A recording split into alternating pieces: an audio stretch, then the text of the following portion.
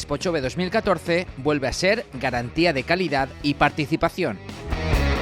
Después de 3 grandes jornadas, el cuarto día de la edición número 33 de la Feria de la Infancia y Juventud superó los registros de este año, firmando la presencia de casi 23.000 personas a lo largo de todo el día.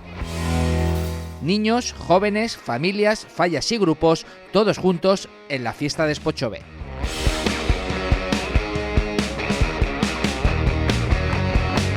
Especialmente los espectáculos de Llegendes de la Selva, la zona temática de la Concejalía de Fiestas y Cultura Popular del Ayuntamiento de Valencia, que prepara a diario aventuras, sorpresas y representaciones teatrales y musicales para la diversión y entretenimiento de todos nuestros amigos.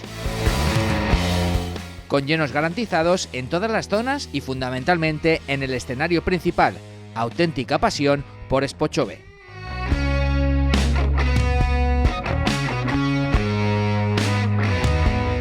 Y recuerda que puedes adquirir tus entradas para Expochove 2014 de forma online a través de nuestra web y así no perder ni un solo segundo para entrar a disfrutar de todos los espectáculos y actividades que tenemos hasta el 4 de enero en Feria Valencia.